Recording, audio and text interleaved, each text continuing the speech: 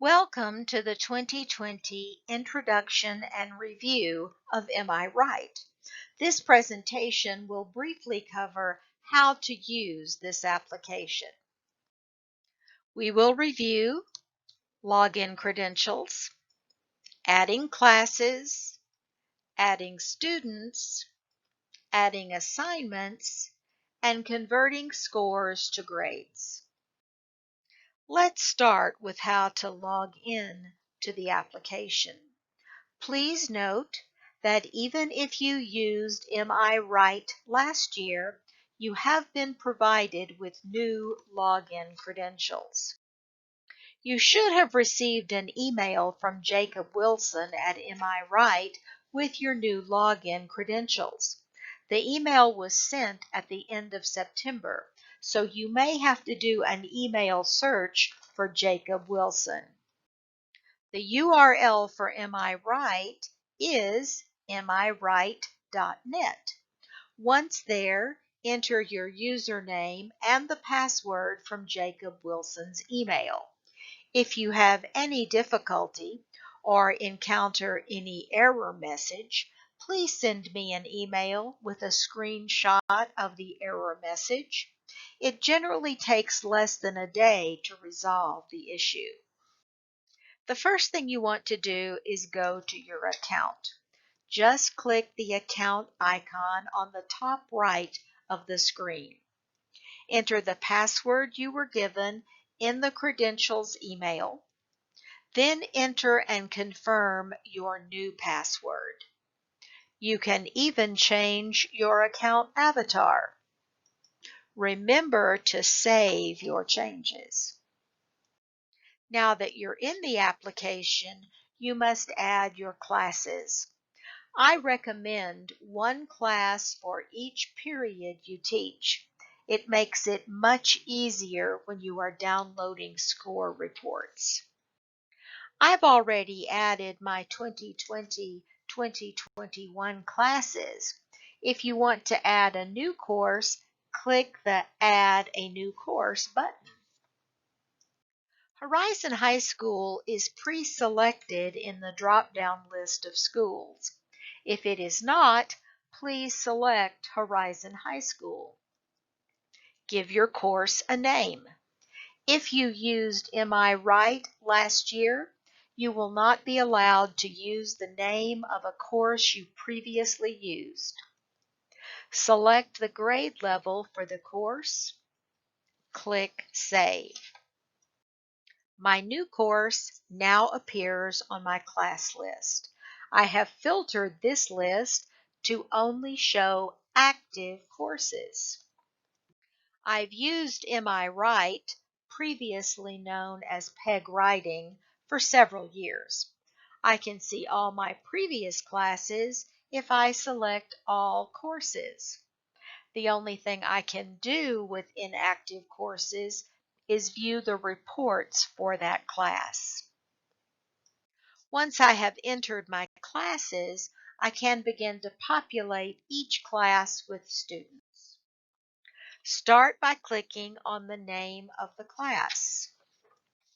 When you open the class, you will see no activity on the class's home page.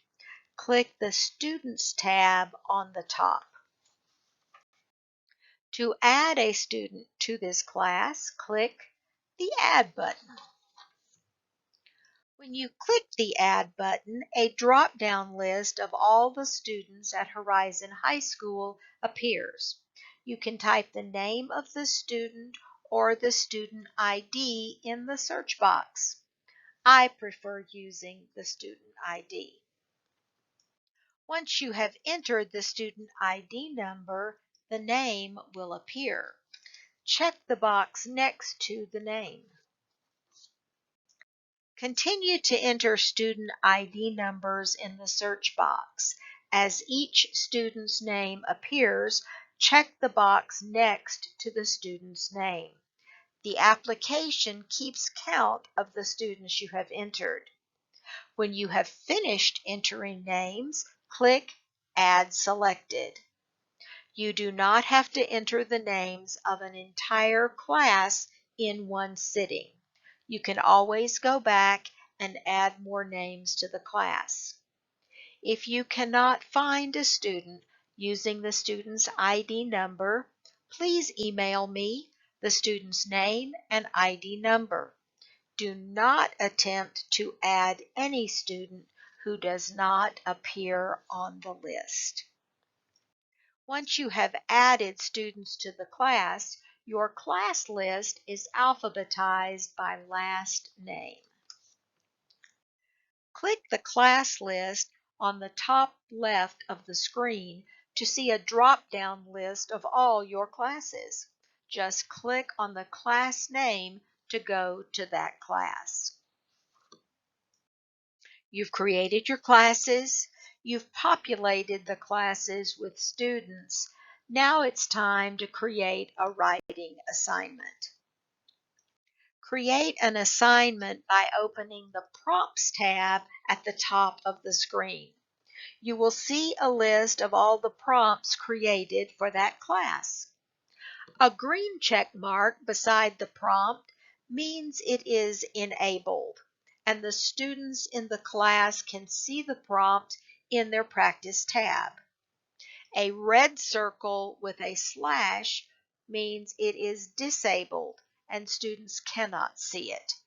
You will see several icons beside the name of the prompt. The blue circle with the white P means the prompt is pre-packaged. It is a suggested prompt from Am I Right? These are an excellent place to start if you have never created a teacher prompt. They are timely, often have stimulus material, and are subject appropriate. To disable or enable a prompt, click the box beside the prompt. Click the Edit button on the top right of the screen. The Edit function allows you to enable or disable the prompt. It also allows you to share a prompt with other teachers. Beware, once a prompt is shared, you can no longer edit the prompt. One way to filter prompts is by their status. You can choose to see all the prompts, only disabled prompts, or only enabled prompts. One of the benefits of Am I Right is that once you create a prompt, it is on the prompt list. I can go back to a prompt I created several years ago and enable it for a class this year. You cannot delete prompts. You can only disable them so they cannot be seen on the student's practice list. You can also filter prompts by their type: all, district, my prompts, prepackaged, and school. You can filter prompts by genre: all, argumentative, constructed response, informative, explanatory, and narrative. You can filter prompts by content area. It is a large list and a good place to start if you have never written a prompt. You can also search for prompts by name. Once I started typing Antigone, the prompt title appeared. All I have to do to enable the prompt is click the box next to the name of the prompt, click Edit, then click Enable. To see the description of a prompt, click the plus button. To edit a prompt, click on the name of a prompt. You can change the title of the prompt. You can change the wording in the description of the prompt. You can change the genre. You can change the content area. You can change whether the prompt is shared with other teachers. You can add, change, or delete stimulus materials. Advanced options is an important part of creating a prompt for your class. You can require a graphic organizer, and even select the graphic organizer the students must use before beginning the first draft of the writing assignment. You can set a timer if you want a timed writing exercise. I usually disable the timer because I want students to create multiple drafts of the same assignment. Make sure you set a due date for the prompt. Students can submit late assignments, but setting a due date will show if the assignment was late. One of the benefits of Am I Right is the ability to submit multiple drafts. After each draft, the student receives specific feedback and many lessons to improve. If the student pays attention to the feedback, the writing improves. I usually allow the student to revise the writing assignment 4 times. You can require the student to create a title. You can require the student to cite sources. You can set the number of drafts a student must submit before receiving grammar and spelling feedback. I usually set this at 1 because grammar and spelling are the first thing I want the student to correct.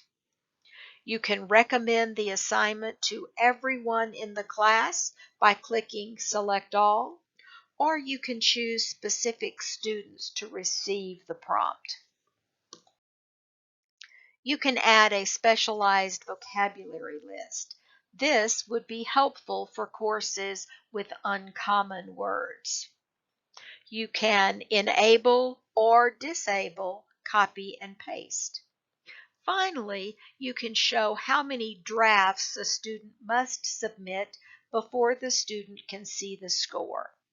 I usually set this at 1 because I want the student to get feedback after each draft. Another important customization is peer review. Before enabling peer review, you must create your peer review groups in the Student tab. You can also have the application randomize peer review groups. Once your peer review groups are created, you enable peer review. You can decide if the name of the essay author is shown or not shown. You can decide if the name of the reviewer is shown or not shown. You can choose the number of questions you want the reviewer to answer. 2 questions are required. You can choose up to 6 additional questions. One new feature of Am I Right is the ability to select multiple classes for the prompt once you have created it. This saves time. Remember to click the Save button every time you see it. You can always edit a prompt, but if you don't save something, it is lost. To create a brand new prompt, click the Add button.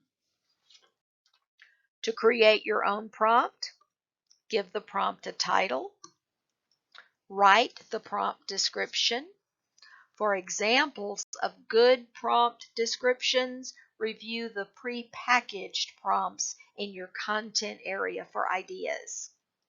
Select the genre. Select your content area. Decide if you want to share your prompt with others. Remember, you cannot edit a prompt once it has been shared. Select the same advanced options you would choose using an enabled prompt. Select the same peer review options you would choose using an enabled prompt. Select the courses who will see the prompt. Save and add stimulus material, or save the prompt without stimulus material. It's easy to convert an Am I Right assignment score to a grade. The student receives a score report after each submission. The score report provides a total score for the writing, as well as specific feedback and lesson recommendations for each of the 6 areas. A student can earn up to 30 points on the writing score for an essay. You can convert this score to a grade, or you can use it for only the writing portion of the assignment. Constructed responses are scored on focus, development of ideas, and organization with a 3-point holistic rubric. You will find the data about your class as well as each individual student by clicking the Reports tab. The section I use most frequently on the report page is Export. You can download data as an Excel worksheet. The worksheet includes all essays and constructed responses from every student in the course. The columns include all kinds of information. I usually hide all the columns except student's name, prompt title, total score, and last scored draft. I filter the Excel worksheet by prompt title. After I filter by prompt title, I convert the total from the last scored draft to the grade using the MI Right score conversion chart. This is the MI Right conversion chart I created. You can use it or create one of your own. Students get a copy of the conversion chart so they can see exactly how the score from MI Right will be recorded as a grade. The yellow areas are the writing scores provided by MI Right. The maximum total for the writing score is 30. You have the opportunity to add up to 60 additional points for content accuracy and textual evidence.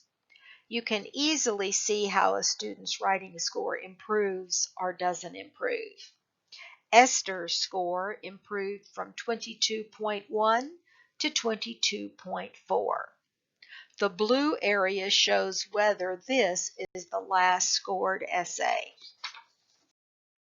We have reviewed your login credentials, how to add classes, how to add students, how to add assignments, and how to convert scores to grades. If you have any questions about using MI Right, please email me at catherine.walling@clint.net or check the information in the Help Center. You will find the Help Center button on the bottom left of any page. The information on the Teacher tab provides help about the basics, using lessons, working with student accounts, reports, prompts, and resources. The toll-free telephone number and email address for MI Right are also listed. Regardless of occupation, every student must communicate well to be successful. English 1 and English 2 EOC writing scores are low. If we are to improve writing scores, students must have more opportunities to write, and that must happen across the curriculum, not just in English classes. MI Right provides those opportunities. Many teachers don't feel comfortable grading writing. MI Right uses an algorithm to score 6 traits of writing: development of ideas, organization, style, word choice, sentence fluency, and conventions. You don't have to score the writing. You only have to assign a score for content.